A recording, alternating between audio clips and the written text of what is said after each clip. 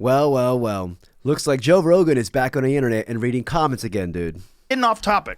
Let's go back to the topic originally at hand. The reason why these comedians are doing it is because they're never bigger than the comedians they're on. Never. 1,000%. 1,000%. And you know what it is, Joe? And they're never good. You know what it is too, Joe? Is that deep down inside, they want to be that person. 100%. And I tell you what. Or they want to be in the position that person's in is a better way of putting it. You want to take a wild guess? Just take a wild stab to see who he's talking about in that clip. You know what I mean? Place a little parlay. The Kalshi gods are with you with this one. It's easy. I'll give you a hint. It retains somebody who does the two forbidden things regarding Joe Rogan.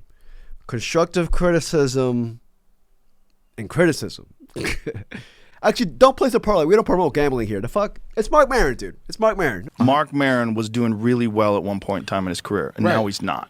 Right. So Marc Maron had the #1 podcast, and after a while, his podcast wasn't even in the top 200. Right. It dropped off. Bill Burr, his career's took off. Right. He's doing arenas. He's killing it. Mark's not. And Marc finds reasons to criticize other people that are doing much better than him. And he focuses on that because he thinks he should be getting more than he deserves. But do you think that's going back to being a provocateur? He knows if he talked to No. I think it's going back to being bitter and jealous and thinking about other people instead of thinking about himself and why people don't want to go see him anymore. He was upset when we left the Comedy Store because we took the crowds away. And it's like, hey, you were on the fucking marquee too, man. Right. They're not coming to see you. And the reason why they're not coming to see you is because you're not doing well. And your podcast was in the top. It was #1. And when it was at #1, by the way, this is what I always say about Marc Maron, he was great. Marc Maron was fun to hang out with when he was killing it. Right. Because he was happy. Because he was getting validation. Because he had the #1 podcast. We were friends. Like, I did his podcast. He did mine. We had a good time. I'd hug him when I see him. We had gone back and forth many times with having beef with each other. Do you think people... His problem, let me finish. His problem was when everybody else started doing really good and he started dropping off. Right. That's what happened. Marc Maron is living rent-free in Joe Rogan's alpha brain, dude. I love it. It's you know what I mean? For somebody who claims to be so busy, who claims to be off the internet and off the grid, and who pretty much just plays Chinese checkers with these tech oligarchs, for somebody who says that Marc Maron is a washed up, spiteful comic, he awfully has a lot of time to be attacking him on the side. You know, it's just ironic. These jokes just write themselves. Marc Maron got to Rogan and it's killing him softly, dude.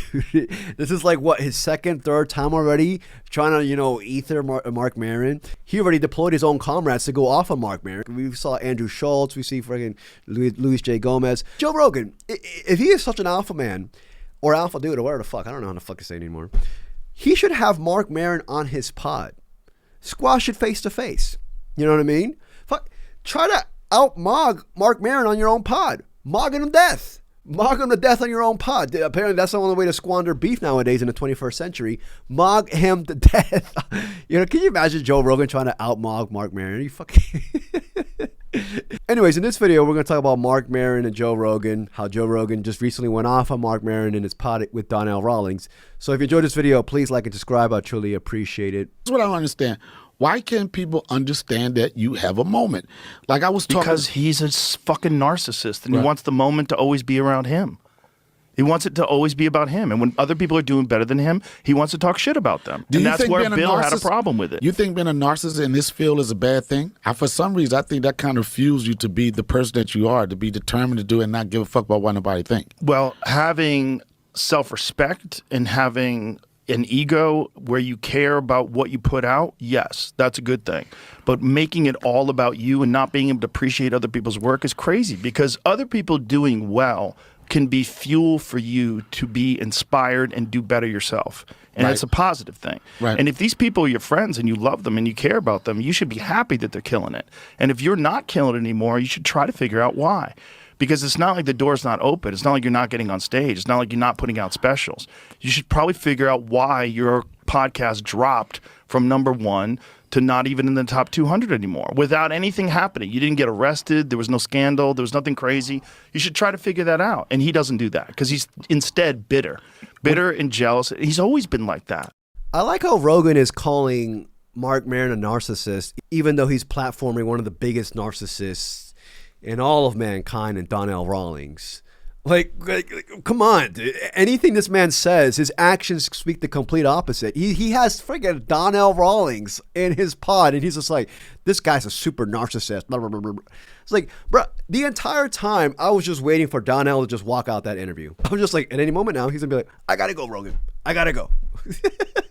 For those, if you know, you know. If you know, you know. Rogan got money, and he thinks he's immune to criticism because of it. You know, and Rogan's biggest argument that he always deploys and uses is that the metric of success is money. Always does this. He's talking about there how, oh, he had one of the top podcasts and now he's no longer in the top 200 podcasts in YouTube or whatever the hell. He doesn't even have a podcast anymore. You know what I mean? I'm just like, I hate that argument. You know, if that's the case, then Justin Bieber would be one of the best artists of all time. He sold a lot of records. But nobody, I mean, I don't think nobody considers him as one of the best artists of all time. Like, it's just a BS child argument. Just because you're popular doesn't mean that you're credible and reputable. Like, it's just like, what? Like, that is literally childish behavior right there. And no offense to Bieber, he got some bangers here and there, you know what I mean? But, you know, if anything, Rogan is probably the Bieber of podcasting. Now, listen to me, just hear me out. Hear me out. Rogan. Nah, I was wrong. I was wrong. No offense to Biebs. No offense to Biebs. How I view Rogan is that he protects those above him, those tech oligarchs, those billionaires, the Trump admin, but he routinely attacks those beneath him. He's essentially Marc Maron, except Marc Maron doesn't defend or cuck out to these tech oligarchs. The thing that killed Maron's podcast, my personal opinion, no hate, is that he has this rant at the beginning of his podcast that's not entertaining. I don't think it's good. And the rant was long, and he would just ramble about himself, was very self-obsessed, and I just don't think it was good.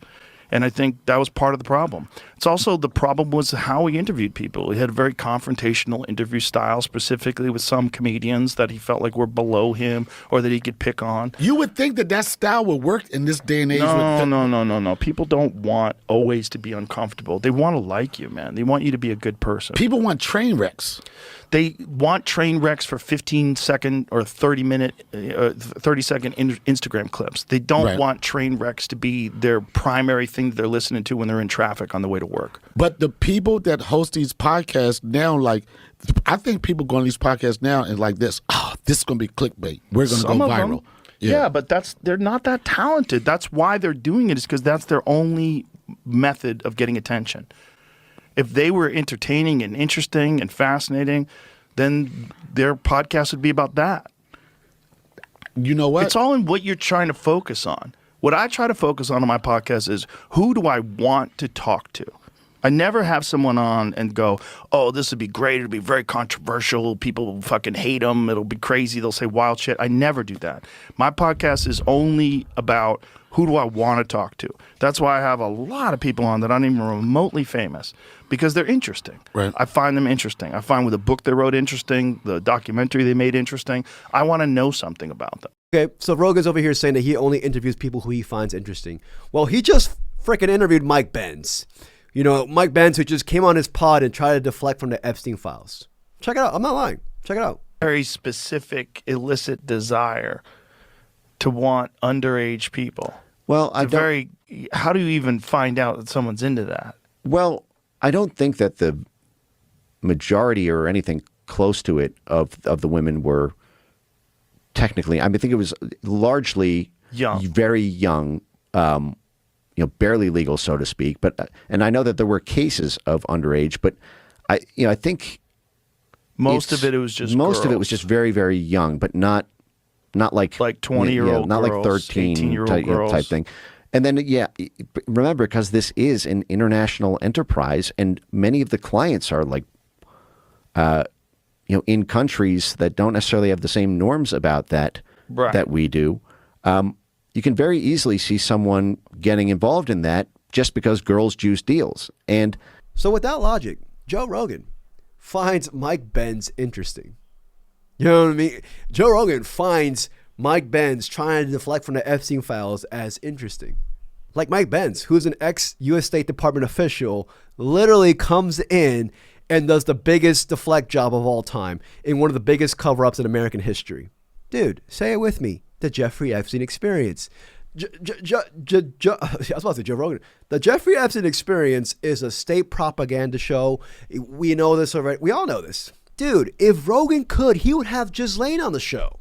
If he could, he would bury up Richard Nixon and he'd have Richard Nixon on his show. He would have Richard Nixon on his show during freaking Watergate and try to humanize Nixon. He has stooped so low, so freaking low since 2024. Not even that, since in general, since COVID. And COVID pretty much broke Rogan. Anyways, this is a clip of Marc Maron dissing Rogan, and I'm gonna let y'all hear it, and you guys obviously make up your own, conclusions after it. But this is one of the main reasons why Rogan's been pissed at Marc Maron.